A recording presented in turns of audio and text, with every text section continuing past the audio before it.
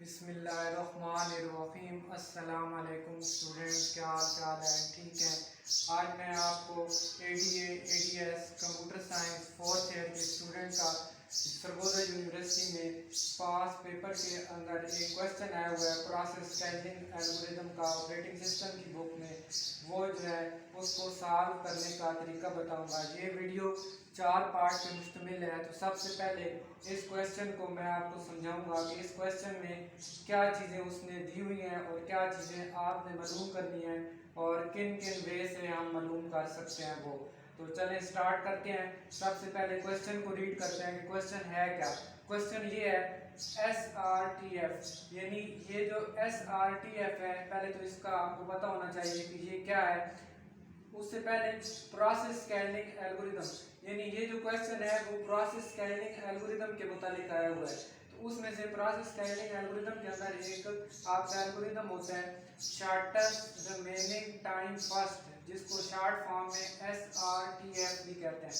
इसका आपने ड्रा करना है Gantt chart and find average waiting time, और एवरेज वेटिंग टाइम मालूम करना है। दूसरे नंबर पे इसके अंदर राउंड रॉबिन एल्गोरिदम है, प्रोसेस स्केलिंग एल्गोरिदम की टाइप है राउंड रॉबिन।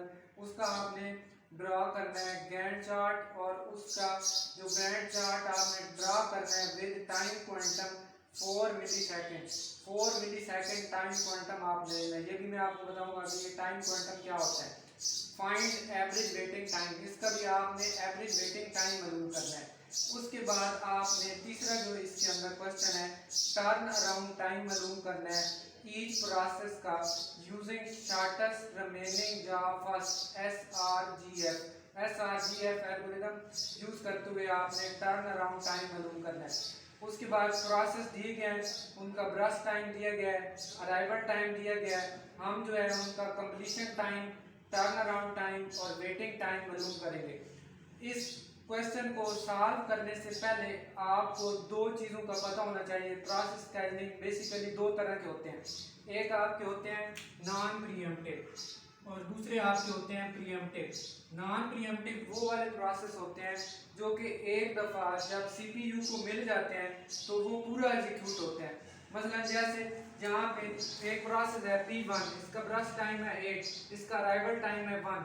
अगर ये आपने अराइवल टाइम के मुताबिक, यानी जब इसका अराइवल जब टाइम 1 होगा, उस टाइम जब CPU को ये प्रोसेस मिलेगा तो ये अपना 8 सेकंड जो है पूरा एग्जीक्यूट होगा। तो तब जो है P2 की बारी आएगी या P3 की बारी आएगी या P4 की बारी आएगी।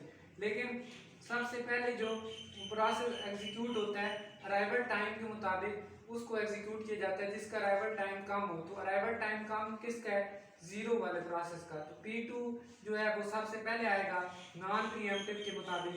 P2 सबसे पहले आएगा और ये पूरा एग्जीक्यूट होगा, यानी 7 सेकंड ये पूरे लेगा।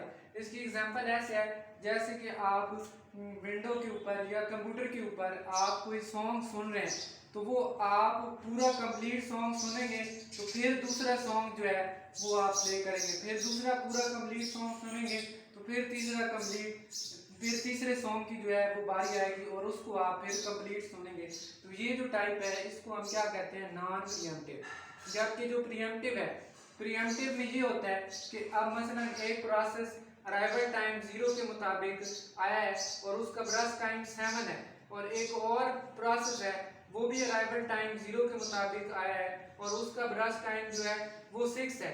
तो इसमें हम जिसका ब्रश टाइम कम होगा उसको एग्जीक्यूट कराएंगे एक तो, और दूसरा ये है कि वो पूरा एग्जीक्यूट नहीं होगा, बल्कि वो क्या होगा कि अगर शार्ट ब्रश टाइम या कोई हाई प्रायोरिटी वाला प्रोसेस आता है तो वो जो है उसकी जगह पे एग्जीक्यूट होगा और वो जो है वापस जो है वो रैम के अंदर वापस चला जाएगा। इसकी एग्जांपल ऐसे है जैसे आप कंप्यूटर के ऊपर गाना सुन रहे हैं, तो गाना आपने आधा सुना, तो आधा सुनने के बाद आप जो है टाइपिंग करना शुरू कर दिया आपने, तो वो जो आधा गाना है वो तो आपने सुन लिया, लेकिन जो आधा रह गया वो क्या हो गया, वो वापस चला गया, यानी वो वाला जो प्रोसेस है, वो जो सॉन्ग है वो रैम में दोबारा वापस चला गया CPU की बजाय।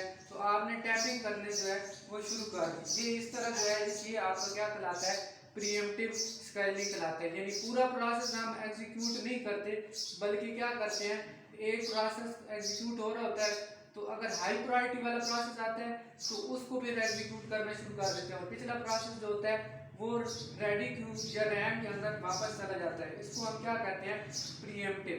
प्रीएम्प्टिव का मतलब ये होता है कि हम जो है उसको जो है वो प्रीएम्प्ट कर रहे हैं, यानी उसको हम जो है ना कर रहे हैं कि भाई आप यहाँ से हट जाओ और दूसरा प्रोसेस जो है उसको जो है ना हम सीपीयू को दे रहे हैं, तो इसको क्या कहते हैं, प्रीएम्प्टिव। और पहले जो आपको बताई थी वो होती है नॉन प्रीएम्प्टिव। उसके बाद ये जो टर्न अराउंड टाइम और वेटिंग टाइम है, इसको निकालने का फार्मूला है, पहले तो आपने कंप्लीशन टाइम निकालना है, यानी एक प्रोसेस जो है वो कितनी टाइम पे एग्जीक्यूट हुआ है पहले वो निकालेंगे, फिर उसके बाद उसको माइनस करेंगे अराइवल टाइम से, तो वो आपका क्या आ जाएगा, टर्न अराउंड टाइम आ जाएगा। इसके बाद हम दूसरा जो है वेटिंग टाइम निकालते हैं। वेटिंग टाइम कैसे निकालते हैं, turn around time minus brush time, यानी जो आपका ब्रश टाइम है उसमें से टर्न अराउंड टाइम को माइनस कर दिया जाए तो वो क्या बन जाता है, वेटिंग टाइम। और एवरेज वेटिंग टाइम आपने निकालना है, तो जो आपका वेटिंग टाइम है और जितने आपके प्रोसेस हैं उसके ऊपर डिवाइड कर देंगे तो वो आपका क्या निकलाएगा, एवरेज वेटिंग टाइम। इसी तरह अगर आपने एवरेज टर्न अराउंड टाइम निकालना है, टी से मुराद है टर्न अराउंड टाइम और WT से मुराद है वेटिंग टाइम। अगर आपने एवरेज टर्न अराउंड टाइम निकालना है तो turn around time divide by जितने प्रोसेस होंगे उसके ऊपर डिवाइड कर देंगे, वो आपको क्या निकलाएगा, टर्न अराउंड टाइम निकल आएगा। उसके बाद ये थोड़ा सा आपको बता देता हूँ ब्रश टाइम क्या होता है और अराइवल टाइम क्या होता है। ब्रश टाइम वो होता है कि जो प्रोसेस को एक टाइम चाहिए होता है सीपीयू के ऊपर एग्जीक्यूट होने के लिए, मतलब ये जो है 8 सेकंड लेगा तब ये अपना जो है प्रोसेस जो है वो एग्जीक्यूट हो सकेगा। ये 7 सेकंड लेगा तो प्रोसेस क्या होगा, एग्जीक्यूट होगा। ये 6 सेकंड लेगा तो प्रोसेस क्या हो जाएगा, कंप्लीट एग्जीक्यूट हो जाएगा। और ये 9 सेकंड लेगा तो प्रोसेस क्या होगा, कंप्लीट एग्जीक्यूट होगा। अराइवल टाइम से मुराद ये है कि ये जो है रैम के अंदर या रेडी क्यू के अंदर कब आते हैं। तो P1 जो है वो अराइवल टाइम 1 टाइम पे आ रहा है, जबकि P2 अराइवल टाइम 0 पे आ रहा है, P3 अराइवल टाइम 3 पे आ रहा है और P4 जो है अराइवल टाइम 2 पे आ रहा है। उसके बाद हम फिर इनका कंप्लीशन टाइम निकालते हैं कि कौन सा प्रोसेस जो है कब कंप्लीट हुआ है, फिर उसका टर्न अराउंड टाइम निकालेंगे उस फार्मूले के मुताबिक, completion time minus arrival time, और फिर उसके बाद वेटिंग टाइम निकालेंगे, turn around time minus brush time. तो उम्मीद है आपको ये वीडियो पसंद आएगी, तो इस वीडियो को लाइक करें, शेयर करें, चैनल को सब्सक्राइब कर दें। अगले वीडियो में मिलते हैं, जो इसका दूसरा पार्ट होगा उसमें मैं आपको शॉर्टेस्ट रिमेनिंग टाइम फर्स्ट का गैंट चार्ट जो है वो आपको बना के दिखाऊंगा किस तरह बनेगा और उसका वेटिंग टाइम मालूम करेंगे। अल्लाह हाफिज़, शुक्रिया।